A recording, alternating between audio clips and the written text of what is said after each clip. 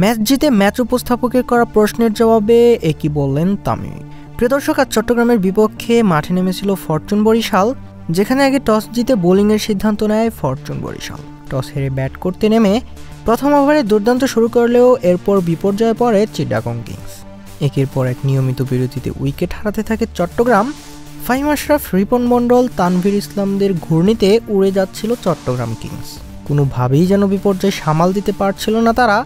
তবে মোহাম্মদ মিথুনের বুদ্ধিদীপ্ত ইনিংসে সামাল দিতে পেরেছে চট্টগ্রাম কিংস। ফলে সবকটি ওভার শেষে ৮ উইকেট হারিয়ে ১২১ রান তোলে চট্টগ্রাম কিংস।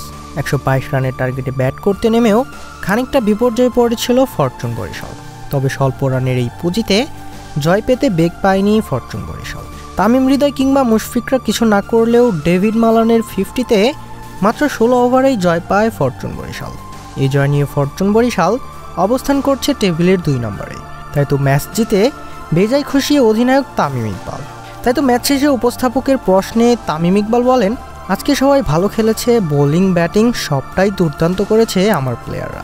সবাইকে অসংখ্য ধন্যবাদ জানাই ম্যাচটা জেতানোর জন্য।